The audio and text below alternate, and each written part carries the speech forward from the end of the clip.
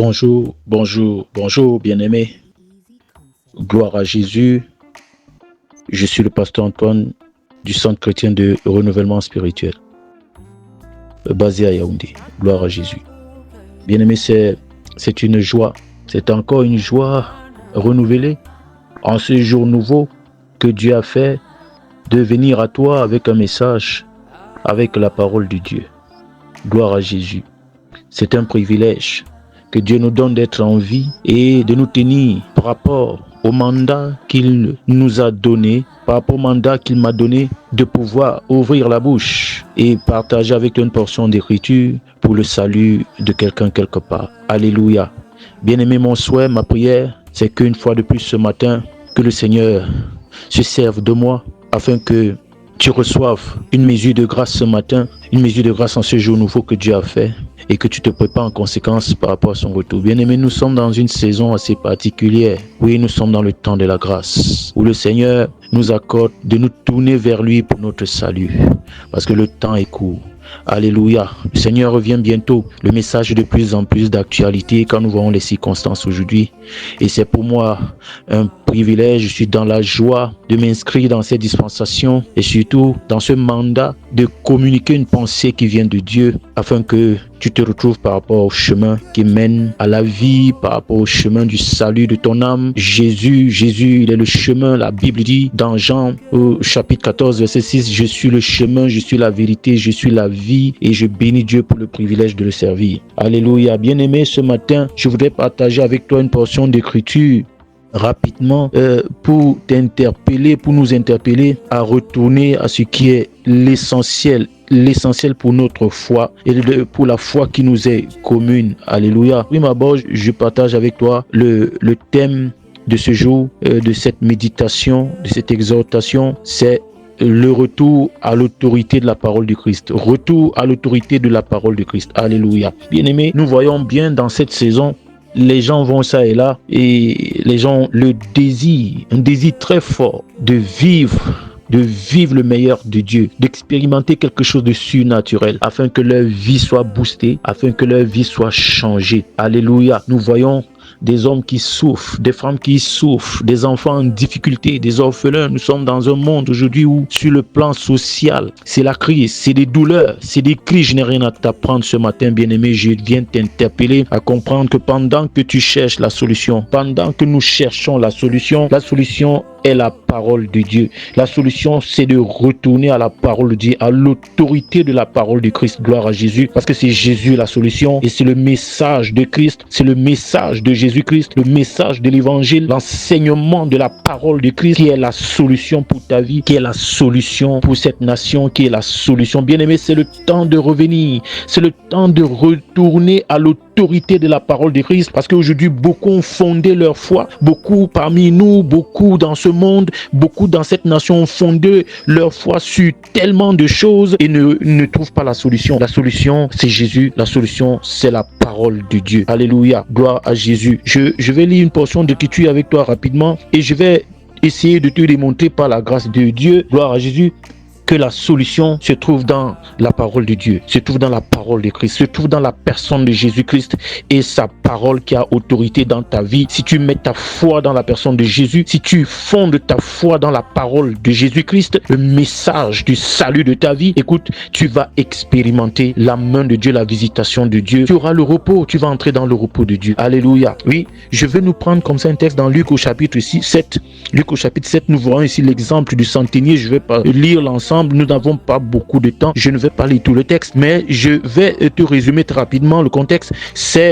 Nous avons ici un centenier qui a entendu parler de Jésus. Un centenier, c'est justement un officier romain de l'époque qui commandait 100 personnes sous son contrôle. Gloire à Jésus. Un centenier, c'est celui, n'est-ce pas, c'est un officier qui avait sous son contrôle 100 personnes et qui travaillait sous son contrôle. Gloire à Jésus dans l'armée romaine. Et cet homme qui était un grand homme, cet homme qui était respecté, cet homme qui avait rang d'autorité dans la société, n'est-ce pas, avait une difficulté. Elle avait une sérieuse difficulté. Pourquoi? Parce que un de ses officiers, de ses sous-officiers qui étaient à son service, n'est-ce pas, était sérieusement malade au point de mourir, mais gloire à Jésus, parce qu'il a entendu parler de Jésus. Il a entendu parler de cet homme qui avait, n'est-ce pas, la capacité, n'est-ce pas, d'apporter la solution dans les vies des hommes. Et voilà comment il envoie, n'est-ce pas, des officiers vers Jésus pour lui demander son intervention, comme toi et moi aujourd'hui, comme plusieurs dans la société, quel que soit, n'est-ce pas, ton rang, quel que soit ton niveau social, n'est-ce pas, tu vas passer par des situations difficiles. Si ce n'est pas encore le cas, Seigneur, si ce n'est pas encore le cas, bien-aimé, je pense que cela peut arriver. Cela pourrait t'arriver. Je ne souhaite pas que tu te retrouves dans des situations difficiles, mais je te promets que cela arrive parfois dans la vie de passer par des moments extrêmement difficiles, comme ce centenier qui a désiré, qui a soupiré à l'intervention de Jésus-Christ dans, n'est-ce pas, sa vie. Et voilà comment il envoie vers Jésus des officiers pour le supplier de venir à lui et de guérir, n'est-ce pas, son sous-officier. Si nous allons dans la lecture, au chapitre 7 et au verset 6, Jésus étant allé vers eux, n'était guère éloigné de la maison. Quand le centenier, bien sûr, envoie des amis pour lui dire: Seigneur, ne prends pas tant de peine, car je ne suis pas digne que tu entres sous mon toit. Voici un homme, quel que soit son niveau, son rang social, son niveau d'études, qui avait beaucoup de respect pour l'autorité qui était Christ, beaucoup de respect et de crainte pour cette personne qui était pour lui un homme de Dieu, un oint de Dieu, qui avait une grâce particulière et dont il a entendu parler. Il a eu vent de ses exploits, de son message et, n'est-ce pas, des multiples grâces, que Jésus manifestait. Au chapitre 6, il lui dit: Seigneur, ne prends pas tant de peine, car je ne suis pas digne que tu entres sous mon toit. Quelle humilité aujourd'hui. Est-ce que nous pouvons encore voir cela dans cette saison, bien-aimés? Est-ce que nous pouvons voir cela dans cette saison? Des personnes qui peuvent se tourner vers Dieu en toute humilité, quel que soit leur rang, quel que soit leur niveau, quel que soit, n'est-ce pas, leur grade. Est-ce que nous avons encore des personnes qui peuvent faire preuve d'humilité et revenir à Dieu et revenir à Jésus en toute humilité, en mettant, n'est-ce pas, tout leur ego de côté, mais à revenir vers cet homme qui avait la lumière, qui avait la grâce pour intervenir dans sa vie? Le verset 7 nous dit: c'est aussi pour cela que je ne me suis pas cru digne d'aller en personne vers toi, mais dis un mot. Dis un mot. Bien-aimé, toi qui m'écoutes aujourd'hui, est-ce que tu peux retenir cette parole et dire à Jésus: mais dis un mot et mon serviteur sera guéri? Waouh!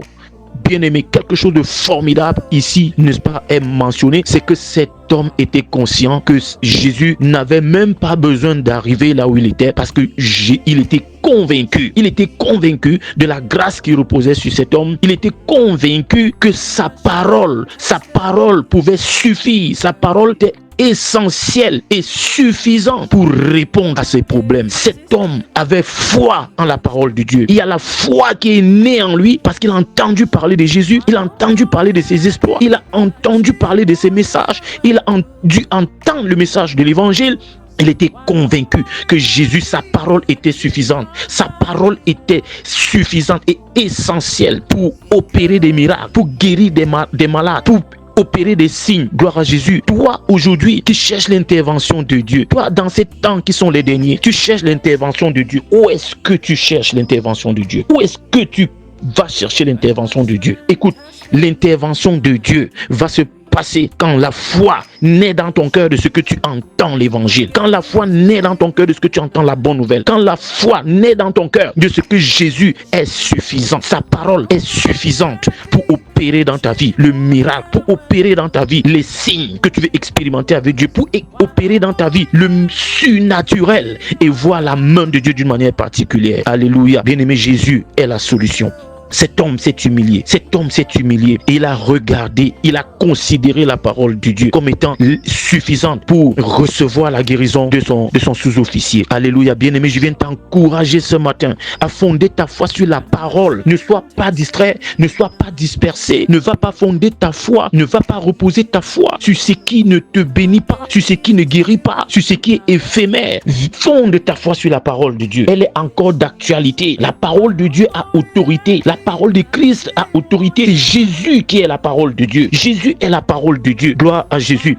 La Bible dit dans le livre d'Apocalypse au chapitre 19 verset 13, son nom est la parole parole de Dieu. Son nom est la parole de Dieu. La parole de Dieu qui vient à toi peut répondre à tous tes besoins. La parole de Dieu qui vient dans ton cœur peut changer toute situation. La parole de Dieu qui vient dans ton cœur peut affermir ta foi, peut changer les choses. Bien-aimé, crois à la parole de Dieu. Crois à la parole de Dieu. Sois de cette génération dont la foi est fondée sur la parole de Dieu. Sois de cette génération dans ces derniers temps, de ceux-là qui croient que la parole de Dieu est suffisante dans leur vie. Il y a une puissance dans la parole. Il y a une autorité extraordinaire dans la parole. La Bible dit, quand le peuple d'Israël était en Égypte, Dieu envoya sa parole. Le psaume 107 verset 20 dit, il envoya sa parole pendant que son peuple était en captivité en Égypte, pendant que son peuple était en souffrance en Égypte. Dieu n'a pas envoyé autre chose que sa parole. Quand bien même il a dit à Moïse, va en Égypte, en réalité, Moïse ne pouvait rien faire s'il n'avait pas, n'est-ce pas, la parole de Dieu. S'il n'avait pas, n'est-ce pas, le mandat de Dieu sur lui avec la parole d'autorité de Dieu sur sa vie et pour la délivrance de sa nation. Il dit dans le psaume 107 verset 20, il envoya sa parole et sa parole les guérit et sa parole les fit échapper de la fosse. Où et dans quoi tu mets ta foi dans cette saison? Où et dans quoi tu fondes ta foi dans cette saison? Oui, tu vas me dire que mon prophète est puissant. Tu vas me dire que j'ai un pasteur puissant. Tu vas me dire que oui, mes parents peuvent parler dans ma vie. Tu vas me dire que tel, tu comptes sur tel. Bien-aimé, je viens te dire, compte sur la parole de Dieu. La Bible dit dans le livre d'Hébreux chapitre 1, verset 1 à 3, Dieu qui, dans les temps passés, a parlé à plusieurs reprises et de plusieurs manières à nos pères par les prophètes. Dans ces derniers temps, il a parlé par le Fils. Il a parlé dans ces derniers temps par le Fils. Jésus-Christ est la parole de Dieu. Bien-aimé, quel que soit ton besoin, quelle que soit ta situation dans ces derniers temps, non, ne sois pas un croyant, ne sois pas un chrétien, ne sois pas un homme qui n'a aucun repère, ne sois pas un homme qui compte sur un homme, ne sois pas cet homme qui va compter sur les hommes, ne sois pas cet homme qui va compter sur la capacité humaine, ne sois pas de cet homme qui va compter sur de vaines prédictions, ne sois pas cet homme. Bien-aimé, ma prière pour toi, c'est que tu sois cet homme affermi, fondé sur la parole de Dieu, fondé sur la parole de Dieu. Il y a une puissance dans la parole de Dieu. La puissance de Dieu est dans sa parole. La puissance de Dieu est dans sa parole. Bien-aimé, exerce ta foi dans la parole. Exerce ta foi dans la parole. Médite la parole de Dieu. La parole de Dieu est la lumière de ton cœur. La parole de Dieu est cette lumière qui vient éclairer ton cœur et éclairer ta vie. La parole de Dieu est, n'est-ce pas, l'élément essentiel, la lumière qui vient chasser les ténèbres dans ta vie. Oui, bien-aimé, la prière est bien. La prière est bien. Une parole prophétique prononcée dans ta vie est bien. La parole d'un prophète dans ta vie est bien. Mais est-ce que tu as une relation personnelle avec la parole de Dieu? Est-ce que tu as une relation personnelle avec l'homme de la parole? L'homme qui est la parole de Dieu, Jésus-Christ fait chair, Jésus-Christ par son esprit en toi. Est-ce que tu as une relation personnelle avec le Saint-Esprit de Christ Jésus? Est-ce que tu as une relation personnelle avec les Écritures? Bien-aimé, fonde ta foi sur la parole de Dieu, sur la parole de Dieu. Fonde ta foi sur l'inspiration du Saint-Esprit au travers de la parole de Dieu. Fonde ta foi sur la parole de Dieu et Dieu va te démontrer qu'il est Dieu. Et Dieu va démontrer autour de toi qu'il est Dieu. Parce que Dieu agit par sa parole. Parce que Dieu ne fait rien sans parler. Dieu ne fait rien sans relâcher sa parole. Dieu ne fait rien sans mettre en exergue sa parole. La parole de Dieu est Dieu. La parole de Dieu est Dieu. La parole de Dieu a toute la puissance nécessaire pour changer ta destinée. Ma prière, c'est que le Seigneur fasse de toi, dans cette génération, un homme de foi, une femme de foi, qui se tient sur la parole de Dieu, qui n'est pas trompé par des hommes, qui n'est pas séduit par des hommes, qui n'est pas séduit par des hommes qui viennent pour te perdre. Que tu sois celui-là, celle-là qui est fondée sur la parole de Dieu et qui est inébranlable, qui est ferme dans la foi pour expérimenter les prodiges de Dieu, pour expérimenter les miracles de Dieu, pour expérimenter le toucher de Dieu, la main de Dieu, pour expérimenter la vie de Dieu. Tiens-toi sur la parole de Dieu. Bien-aimé, tu es